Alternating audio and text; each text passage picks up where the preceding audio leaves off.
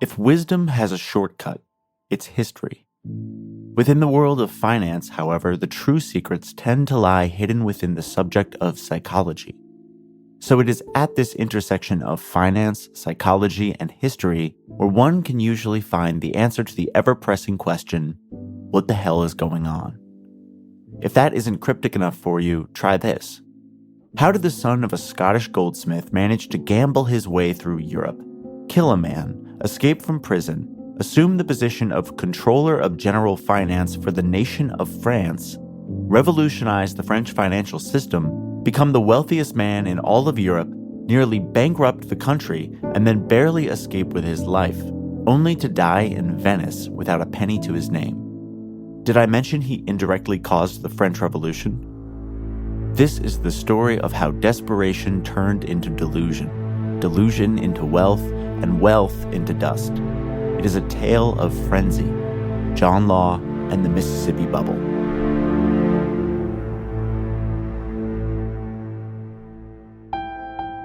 Welcome to the Margin of Sanity podcast. Here we talk about all things investing and finance, and today we're going to talk about history. Just a reminder, if you're listening on a podcast player and you want to go back and read the full write-up, all of my write-ups are available totally free on the Margin of Sanity Substack. If you're enjoying the show and want to give it a like, a follow, a comment, or a 5-star review, that really does help me out, and it's very much appreciated. John Law and the Mississippi Bubble, or Mississippi Scheme as it's been called, has always struck me as an understudied example of a financial catastrophe. The more common tale is that of the Dutch tulip bubble, which, while a perfect example of a FOMO-driven bubble, lacks many characteristics of a normal mania. The Mississippi bubble, on the other hand, began with an air of credibility. In fact, many of the financial developments that induced this speculative frenzy are still present in our financial system today. Tulip bulbs are no longer an asset class, but many of John Law's ideas are still very present in our modern society. Fiat currencies, fractional reserve banking, debt for equity swaps, secondary markets, and even the word millionaire are all still alive and well in our current system. Moreover, many of the problems facing France in John Law's era remind me of the very issues facing large nations like the US today. It only stands to reason that there are many lessons to be learned from how such things have played out in the past. Unless you think the folks in the US government are studying 18th century European financial history, these mistakes could very well resurface, masquerading, of course, as solutions. As investors, we can't rely on our leaders to start acting rationally. Instead, the burden is on us to know our history, to see the iceberg coming, and to steer the nation, or at least our own portfolios, away from the disaster. Thank you for listening to the Margin of Sanity podcast. Let's get into it. Part 1. Fertile Ground. Underneath every instance of mass hysteria lies a circumstantial hotbed of conditions, all serving as a sort of fertilizer for the eventual bloom into pandemonium. Many things must be in place in order for people to truly lose their minds. The details of such conditions are often different, but the psychological effects they produce are not. As we move through this story, I will attempt to point out the various psychological biases that paved the way for events that, in retrospect, seem absolutely insane. So let's roll back the clock and start at the beginning. Our story begins in 1715, when the people of France learn that King Louis XIV has died. This news may not have been so badly received, however, as Louis XIV had left his country deeply in debt. So much debt, in fact, that despite obscenely high tax rates, the national income tax revenue was still not enough to meet the interest payments on that debt. Thanks to inefficient tax farming, court costs, and, of course, most importantly, decades of war, France was essentially insolvent. During his reign, King Louis XIV made many attempts to rectify cash flow problems by devaluing the livre, the French currency at the time. As we all know, devaluing a currency may solve a short-term cash problem, but it creates more trouble down the road. So by the time Louis XIV died, France was financially broken. The many prior attempts to devalue their way out of a money problem had failed, thus leaving France in a state of hopelessness and instability. To make matters worse, the heir to the throne of King Louis XIV was his 5-year-old great-grandson, Louis XV. Rather than let a 5-year-old boy rule the kingdom, power fell to the regent, Philip II, the Duke of Orleans. France's new regent and his ministers found themselves in an impossible situation. The social fabric of the nation was strained after years of heavy taxes and coin devaluation, and our Duke of Orleans needed a solution fast. France was not the only nation in Europe with these sorts of financial troubles, however, and financial reform was the talk of the town in Western Europe. England, for example, had recently instituted Dutch-inspired financial innovations, establishing the Bank of England, which issued paper banknotes rather than coins and chartered such companies as the famed South Sea Company. France, on the other hand, was lagging behind. No doubt these stories permeated the mind of the new regent, the Duke of Orleans, as he desperately searched for a solution to France's fiscal nightmare. So our backdrop in this case appears to have 3 key components: instability, newness, and pressure. These desperate times seemed to call for desperate measures, but those measures would inevitably result in still more desperate times. The chaos and pressure of the moment facing Philip II, Duke of Orleans, seemed to make him less risk-averse and more open to ideas that, in hindsight, are obviously dangerous. It reminds me of the way scammers often target those who are desperate and struggling because they are easier to fool. They need something to be true, and so they are more willing to believe it is. Moreover, the innovation happening throughout Europe served as a sort of social proof for Philip II, making new ideas seem like good ideas. In other words, it seems to be working for them, so it'll probably work for me. And so it is in this state of desperation and naive optimism that the Duke of Orleans finds the solution to all of his problems. Part 2. John Law. In the year 1671, in Edinburgh, Scotland, John Law was born into a family of goldsmiths and bankers. After attending school, he joined the family firm at the age of 14. But life at the firm was a bit too dull for this eager young boy, and after his father's death, he set off on his own in pursuit of adventure, funded, of course, by the estate he had just inherited. And so John Law became known as Beau Law for his flamboyant attire as he traveled his way through Europe, making a name for himself as a high-stakes gambler. Like many gamblers, Law had a system, which kept the odds always in his favor. His interest in the mathematics of probability made it such that John Law often played the role of the bank. You may think of all gamblers as fools, but Law did often manage to stay on the winning side of the table, thanks to his superior grasp of the odds. Nevertheless, Beau Law lived an extravagant lifestyle, which perpetually outpaced his means. As you might imagine, John Law was a bit of a rich bad boy type, much enthralled by both money and women. One of these women with whom he found himself enamored went by the name Wilson. Her husband, Mr. Wilson, was none too pleased with the flirtation, and so challenged the gambler to a duel. John Law accepted the terms and ended up shooting his challenger dead. And so our Scottish gambler friend found himself imprisoned and sentenced to death. Employing the use of his considerable wealth and keen wit, John Law managed to escape his fate and flee from London to mainland Europe. When he arrived in the Dutch city of Amsterdam, he started to become fascinated with the many financial advances made by the Dutch in those years. These innovations included things like a central bank that exchanged coin for paper notes, joint stock ownership of companies, and liquid public markets where certificates of ownership, stock, in those companies could be bought and sold. Interestingly, all of these ideas still exist today, minus the ability to exchange fiat currency for a constant weight of gold or silver. In fact, while John Law is often regarded as a somewhat unscrupulous trickster, many also believe him to be a genius. I would argue that the Dutch deserve that credit. Still, John Law believed in this new system. He spent his days reading and learning about the paper money system and his evenings in the gambling halls of Amsterdam. In the year 1700, it is believed that he returned to Edinburgh to write Proposals and Reasons for Constituting a Council of Trade.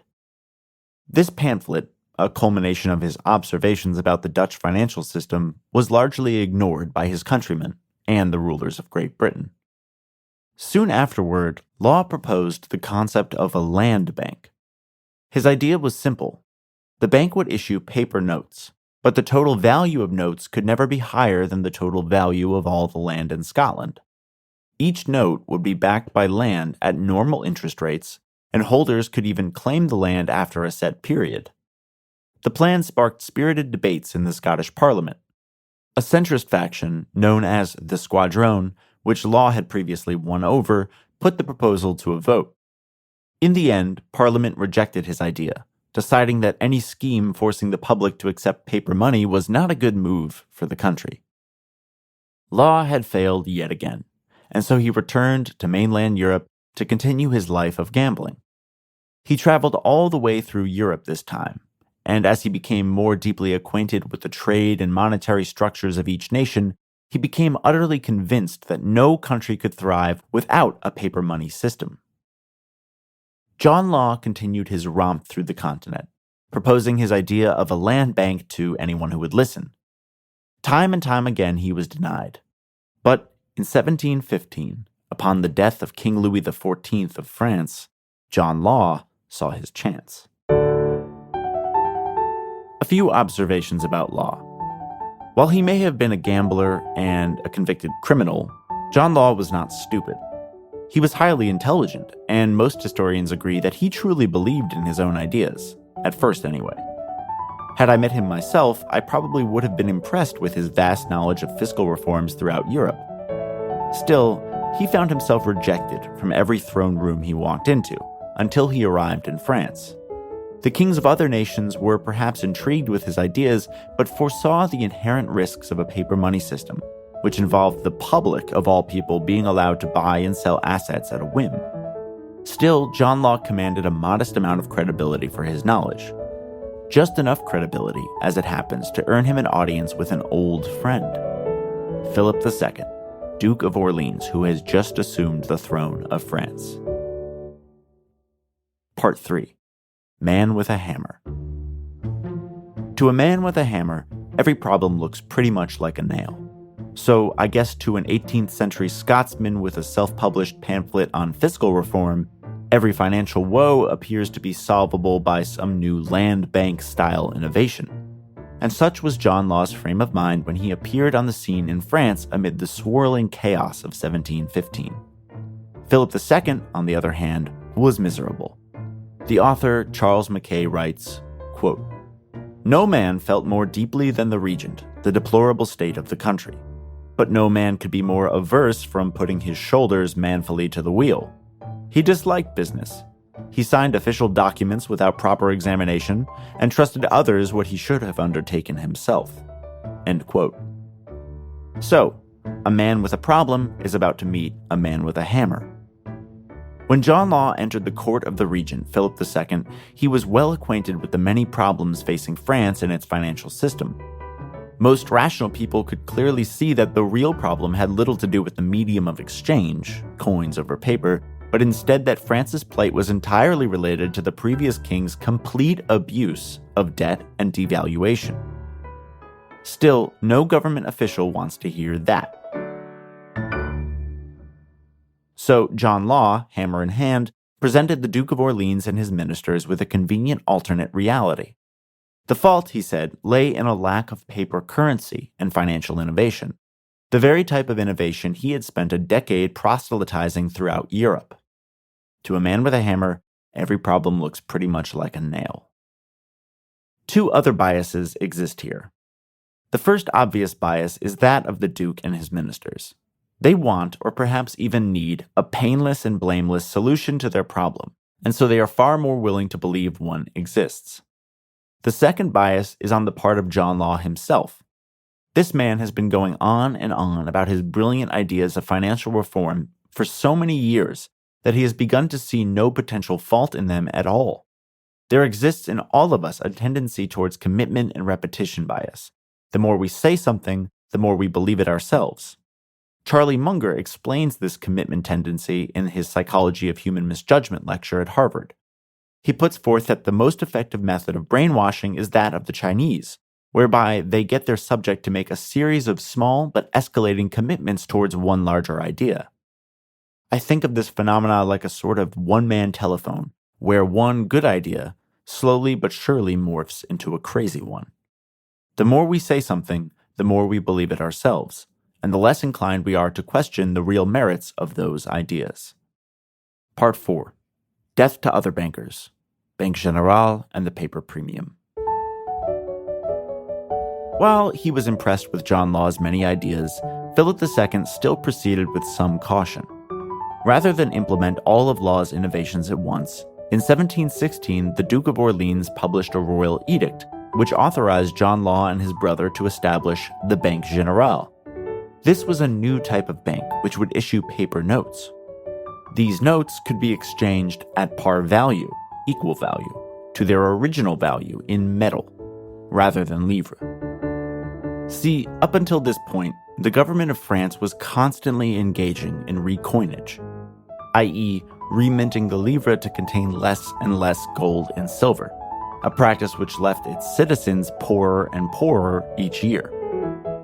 The Banque Générale, by contrast, issued paper notes which possessed a fixed value. Moreover, John Law proclaimed publicly that this new bank would always possess enough gold and silver in its coffers to meet all of its potential withdrawals at any given moment, and any banker who did otherwise, he said, should be put to death. This dramatic promotion of the mere stability of his banknotes spread like wildfire in a country where the people's wealth had been melting away for decades. John Law's new bank and its paper notes became so popular that branches began popping up all over the country. In fact, by simply offering folks a store of wealth, John Law's banknotes sold for a premium over their par value. So fearful were the people of France of yet another recoinage that they happily paid 1% over the real metal value of their notes. A few years later, this premium would reach 15%. This reminds me of the premiums paid by the people of Argentina today to simply possess US dollars instead of Argentinian pesos. The damage from devaluation is so painful to those who experience it that they would rather pay a premium to own money that doesn't dissolve in their pockets.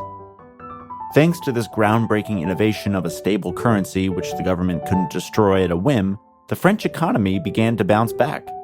Tax collections became easier, debt payments were made, and commerce resumed. It seemed that the veins of a previously lifeless French economy were once again pumping full of blood.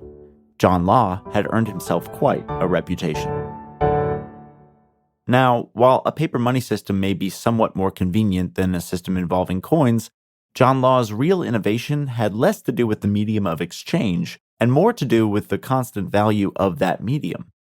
In short, by offering people an alternative to a currency controlled by the government, John Law was more or less just giving people something they should have had in the first place, a stable currency. Governments are notoriously poor money managers. When King Louis would reach the end of his fiscal rope, he would simply devalue the livre and extend it a bit further. Like a frog slowly heating up in a pot of water, the nation of France had been slowly boiled alive, just a few percentage points at a time. To his credit, John Law's bank managed to right the sinking ship by simply removing the power from the government and offering people a convenient and stable alternative. Clever? Maybe. But I would argue this is the root of yet another cognitive bias. Since we're on the subject of frogs and water, consider this. If you put one hand in a pot of cold water and the other in a pot of room temperature water, the second pot would feel hot. The same is true the other way. One hand in a pot of hot water and the other in a pot of room temperature water would make the room temp water feel cold. And so it was with John Law's reasonable idea of a stable currency. For decades, France had its hand in a pot of water full of reprehensible financial management and painful, ineffective solutions. One day, thanks to John Law, they dropped their hand into the lukewarm pot, a reasonable system with a stable currency. Because of their relativity bias, the people of France didn't merely applaud John Law for what he really was, a reasonable man among irresponsible morons. Instead, they thought he was a genius. Suddenly, John Law was both loved and admired. Having won the trust of the regent, Philip II, as well as that of the people of France, John Law finally found himself in a position to forge the monstrous system he had long since only dreamed of. Part 5. The Mississippi Company. In its infancy, the United States consisted primarily of 13 British colonies, many of which were located in the northeastern part of the North American continent, still commonly referred to today as New England. The rest of this gigantic landmass had been essentially divided up by various European powers during the days of colonialism. The modern-day continental U.S. was, quote-unquote, owned by the British in the east, by the Spanish in the southwest, and by France in the center. Remember our recently deceased French king named Louis, whose massive debts drove France to near ruin? Well, it is after King Louis that the French territories in this new world were named Louisiana. Today, Louisiana is merely one of 50 states. But back in this period of the early 1700s, the Louisiana Territory was massive. Its borders made up about a third of the country, roughly 530 million acres, stretching from the Gulf of Mexico right up into Canada. Below is a map showing the massive size of the Louisiana Territory, dated a bit later in history in 1800, after the secession of Texas. And if you're listening on a podcast player, this map is available in the write-up on the Margin of Sanity Substack.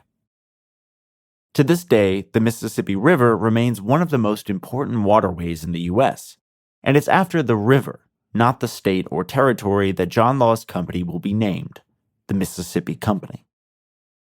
Back in France, John Law has proven himself as a shrewd financier and begins to persuade the Duke of Orleans, Philip II, of his grand visions for France's economy. The idea is to create one giant system that is part tax collector, part trade monopoly, part landowner, and part bank, all feeding into one another to create a self-propelling machine that would pay the nation's debts, make investors rich, and develop the Louisiana Territory into a profitable colony. Even when compared to the efforts of the Dutch at the time, John Law's ideas are bold, if not reckless. With the help of Philip II, John Law's Mississippi Company is founded in 1717, and its shares trade for a par value of 500 livres per share. First, the company acquires the charter to develop the colony itself. The Duke then grants the Mississippi Company a 25-year monopoly on Louisiana's trade, including exclusive rights to import African slaves to the colony to exploit its natural resources. Moreover, Law has the right to make land grants, appoint governors, and establish an army in the Louisiana Territory. Essentially, the royal decree more or less makes John Law the King of Louisiana, answerable only to the King of France, and thereby the Regent of France, Philip II, Duke of Orleans. With all this newfound power, Law's ambitions grow ever larger. Next, the Mississippi Company gains a monopoly on the tobacco trade, acquires the African Company, which is basically just modern-day Senegal, and purchases the French East India Company, which has exclusive trading rights in China and Southeast Asia. John Law's already massive company has now grown into a mega-corporation, controlling vast amounts of the globe, on paper anyway. By late 1718 and 1719, Law's company has monopolized virtually all of France's trade outside Europe, from North America to Africa to Asia. More incredible still, by late 1719, the company has purchased the right to collect French taxes and coin new money. And by 1720, John Law is named Controller of General Finance to the nation of France. He is not only the wealthiest man in Europe, but also one of the most powerful men in the world. Meanwhile, Part 6. Frenzy. Throughout this period of rapid expansion for the Mississippi Company, its shares were sold to both the wealthy and the public, the paper stock certificates becoming yet another form of paper wealth. These shares were often purchased with banknotes from Law's own bank, which, early on, still kept enough gold and silver reserves to meet all of its withdrawals. As word of Law's new magical Mississippi Company spread throughout the country, demand for the shares began to rise. Since there was no 18th century SEC to regulate the promises made to investors by the Mississippi Company, word began to spread of 40% dividends and mountains of gold in Louisiana. Whatever grand promises were made by the Mississippi Company became multiplied tenfold by the newspapers of the day. As the price for shares of John Law's company began to rise, a typical speculative fervor took hold. People saw the prices for the new Mississippi Company stock climbing and assumed it would continue to do so. They then purchased shares of their own, which, of course, pushed that price up even further. This, in and of itself, created a sort of feedback loop. Moreover, the public knew of John Law's quote-unquote genius, as well as the endorsement from Philip II, and a sort of authority bias kicked in. When authority figures begin to support new ideas, the public usually follows suit. This reaffirms the credibility of the company or asset class in the minds of most people. Furthermore, as people watched their neighbors double or triple their money in this magical new company, they began to want in on the party themselves. Naturally, as this trend began to explode, so did the reports of common folk transformed into wealthy lords overnight. It was actually during this very craze that the term millionaire was coined in France. But common people weren't the only ones transfixed with this fresh sensation. It became a thing of fashion among the bourgeoisie to own shares in the new French enterprise. And this further stamp of approval only added to that authority bias swaying the minds of the public. As shares rose in price, more people bought them. As more people bought them, the shares rose in price. This effect was only multiplied by the sensationalist news reports of overnight millionaires and the hidden fortunes in Louisiana Territory. The Mississippi Company stock rose from 500 livres per share to 1,000 per share, to 3,000 per share. And all the while, the public's certainty in their new investment grew. As the price of our assets rise, so does the estimation of our own intelligence. Adding still more fire to the flames, Law's Banque Générale eventually became absorbed by the state and renamed Banque Royale. This might be a minor detail if not for the fact that this bank would now offer credit, rather than a simple cash-for-coin guarantee. People would use their existing shares in the Mississippi Company as collateral for a loan, which they would then turn around and use to purchase more shares of the Mississippi Company. These loans often only required 10% down payments, and so the liquidity of the new national bank was now intrinsically linked to the stock price of John Law's company. The sick irony is that Law's bank, once an institution whose sole function was to offer people a stable means of exchange, was now controlled by the very people who abused that currency to begin with. Law had solved the French currency problem by removing the power to essentially print money from the hands of the government. With the Banque Royale now in the hands of the state, the regent began to do precisely what the bank was designed to protect against. He printed money.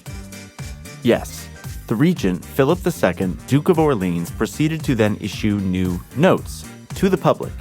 Notes which, of course, were not backed by metal, but instead relied entirely on the ever-rising price of the Mississippi Company's stock to guarantee their value. Did everyone finally stop and realize that the firm banking system Law had created only a few years earlier was now bunk? Nope.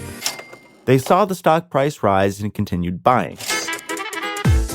Stories of emerald mountains and gold mines in the Louisiana Territory began to circulate. Tales of fertile plantations and profitable trade were whispered throughout the courts and brothels of Paris. Any information to the contrary was quickly refuted, since by now everyone was thoroughly convinced that this new Mississippi Company was a sure thing. We humans are fundamentally opposed to any information which disproves or challenges our pre-existing beliefs. When met with disconfirming evidence of their newfound glory, the people of France were quick to shrug it off. After all, they had every reason in the world to want to believe what they already did, that they were rich and would become still richer. By 1720, the price of one share in the Mississippi Company was valued at 10,000 livres, a 20x increase from its par value. John Law had become the richest man in all of Europe. he is given the title and position of Controller of General Finance of France. And then the selling began. Part 7. The Great Unwinding. In January of 1720, a few investors began converting their Mississippi stock back into paper notes, and those paper notes back into gold. The Prince de Conti famously sent wagon loads of banknotes to redeem for gold, nearly emptying the bank's coffers. To curb this outflow, Law, who was now essentially running France's treasury, banned any large gold payments and even outlawed the use of gold and silver altogether, thus forcing people to use paper. As you might imagine, these draconian measures started eroding trust. People started worrying that they would never be able to cash out. As the new desire to sell Mississippi Company stock began to reach a fevered pitch, Law attempted to stabilize the price by forcing the Banque Royale to print even more money and buy shares. These attempts failed. Word was out, and the mania to buy transformed into desperation to sell. To make matters worse, inflation in France had already begun accelerating wildly, 23% monthly in January of 1720. That inflation was due, of course, to the overissuance of paper money that was used to buy Mississippi stock, which was now in a tailspin. In May of 1720, Law tried to let some of the air out of the bubble gently. He said the value of paper money would be cut in half, and the price of Mississippi shares would be eased down from $9,000 to $5,000 over time. As you might imagine, this plan backfired spectacularly. Riots erupted, and Law was removed from his position in an attempt to mollify the angry masses. But it was too late. Public trust in his new system had vanished, and a full-on run began. The government, now in full control, attempted to support the stock price again when it hit $1,500 a share. But once again, this proved useless. People wanted out. In October, key privileges of the company were officially revoked and its banknotes declared nearly worthless. John Law, now widely blamed for this nightmare, fled France in December of 1720. As the legend goes, he did so disguised as a woman. By the end of the year, any remaining interest in the new stock market had all but disappeared with John Law. In early 1721, control of what was left of the Mississippi Company passed to a government commission. By September of 1721, the stock price had sunk back to its original par value of $500 a share. The bubble had fully burst, impoverishing thousands. France's economy began to slip into a severe recession, made worse still by a plague outbreak that killed 100,000 people. It would be 80 years before France attempted to issue paper money again. John Law would die 9 years later in Venice, also impoverished after gambling away what little money he had left. Most of the real pain from this frenzy would be felt by the masses, who have now begun to lose all faith in the monarchy. Years later, this hatred for the crown will lead France to a bloody revolution. A Corsican man, Napoleon Bonaparte, will become Emperor of France and drag all of Europe into years of disastrous war. To pay for these wars, Napoleon will finally sell the Louisiana Territory to a budding new democracy, the United States of America. The price? $15 million, $500 million in today's dollars. At its peak, John Law's Mississippi Company was valued in present dollars at $6.5 trillion. Oh, and Louisiana? Yeah, it was a swamp the whole time.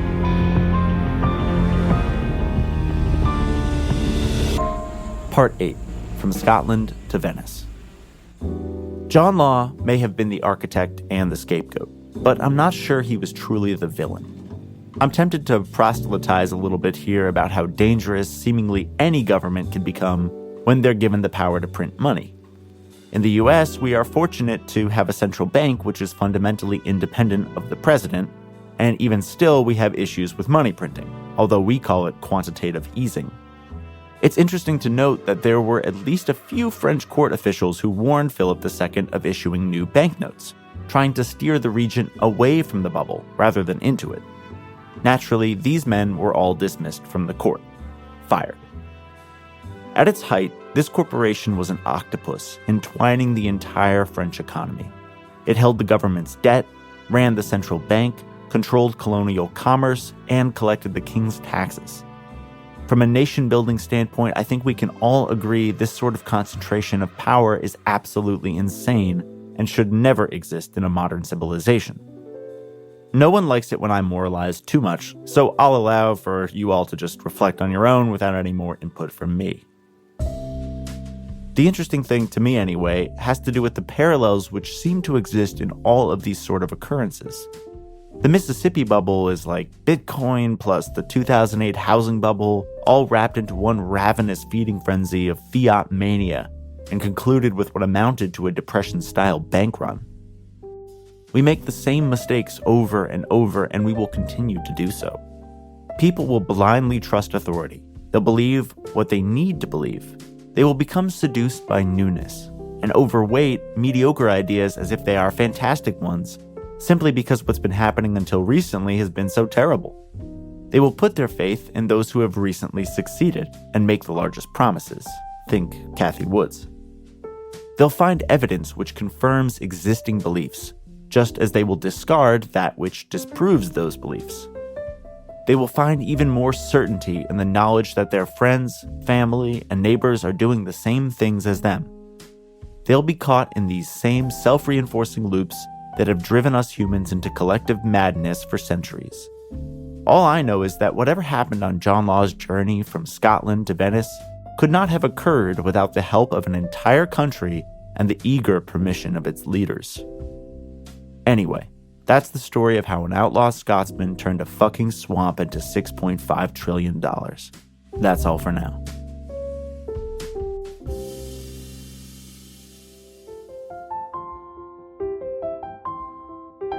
Thanks for listening to the Margin of Sanity podcast. This is the first in what I hope to be a series, and if you liked it, please go ahead and give it a restack or a like or a follow or a comment or a rating or whatever the hell. All of that engagement really does help. I want to dive more and more into the psychology of this stuff. The history alone is tricky to get right, but I hope I can effectively interweave some further psychological tendencies into these stories as we go. There's no shortage of historical accounts of large groups of people who otherwise might be rational, totally losing their minds. So if you like this sort of thing, a little love goes a long way. And just a reminder to anyone listening on a podcast player, this entire write-up and more is available totally free on the Margin of Sanity Substack. I got a new piece I'm working on right now for paid subscribers only about the one company I won't post publicly because it's too small, too good an opportunity in my mind, and the company is still buying back shares, so I don't want the whole world to know about it. Anyway, that's my little secret for now, and I'll see you in the next one.